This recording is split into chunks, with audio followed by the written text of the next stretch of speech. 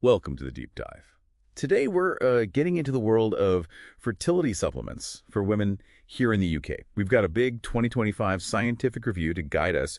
Our goal really is to help you cut through all the marketing noise, understand the actual science, and make a solid choice if you're thinking about the path to parenthood. Yeah, and it's fascinating because targeted nutrition really does play such a critical role here. It's less about finding one single magic bullet and more about a whole scientifically thought out formula. Okay, so let's dig into that science.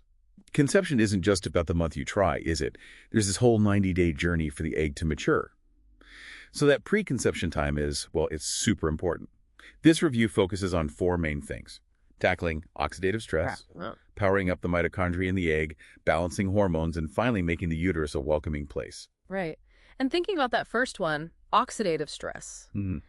it's maybe helpful to think of it almost like rust building up, cellular damage. For an egg cell, that means it's just not working at its best. So the aim is antioxidants to help manage that, which brings up the big question: what nutrients actually do support these pillars effectively? And this is where it gets really interesting, especially around folate. Now, the NHS recommends folic acid, we all know that, for preventing neural tube defects. But there's a really key difference people might miss. Folic acid itself is synthetic. Your body has to convert it into the active form, which is called 5-MTHF. Exactly. And this is, well, it's a significant nuance. Up to maybe 1 in 3 women carry an MTHFR gene variant. Basically, it's a common genetic trait that can make it harder for their bodies to do that conversion properly. Wow, 1 in 3. Yeah. So if you take synthetic folic acid, your body might not actually be getting enough of the ready-to-use folate it needs for things like DNA synthesis. Supplementing directly with the active 5-MTHF form, that just bypasses the whole conversion issue. You get 100% absorption, it's immediately usable. Honestly, for any decent supplement now, this should be standard, non-negotiable. That's huge. That has real practical meaning for so many people. Okay, so active folate is key.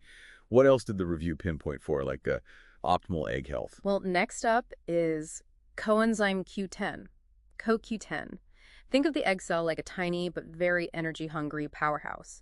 Its energy needs are massive, and unfortunately, our natural CoQ10 levels tend to drop as we get older. Oh, okay. So even giving moderate doses can really help with both energy production and protecting the egg from oxidative stress.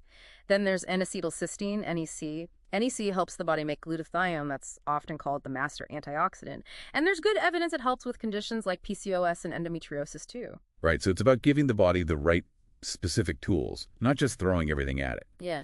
And speaking of specifics, the review mentioned needing a careful balance with some ingredients. Yes, exactly. Take myo-inositol, for instance.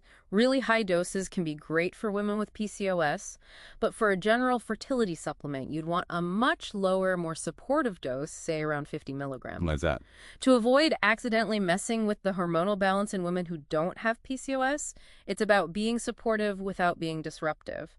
And it's a similar story with L-arginine. It helps improve blood flow, which is good for the uterine lining. But again, the review emphasizes a sort of Goldilocks dose around 100 milligrams, maybe for safe, effective support. Precision matters. It really does show how individual things are and how much those specific amounts count. Okay, so we have this scientific picture. How does it actually map onto the supplements you can buy in the UK? Yeah, the review looked closely at the market. One that really stood out based on these criteria was purely Fertility for Women. It's a comprehensive formula, 24 ingredients, and crucially, it uses that active 400 micrograms of 5-MTHF folate we talked about. The good stuff. The good stuff, exactly. And it includes what the review called the intelligent quartet: 45 milligrams of CoQ10, 50 milligram NSC, 50 milligram N-acetylcysteine, and 100 milligram L-arginine, all at those sensible, evidence-backed doses. Plus, it covers your foundational bases like zinc and a really good level of vitamin D, 300% of the NRV. Okay, and it's UK made to GMP standards. That's the quality control mark. And priced at £24.99. How does that compare to, say, the ones you see everywhere on the high street? Well, if you look at something really popular like Vitabiotics Pregnant Care Conception, is very affordable, around £11.95. But critically, it still uses the standard folic acid. From a scientific standpoint, that's a drawback because it potentially limits its effectiveness for, that significant portion of women with the MTHFR variant. Right. Then you have other premium options. Perceive Max, that's about £51.25, or Arta is £36 hours.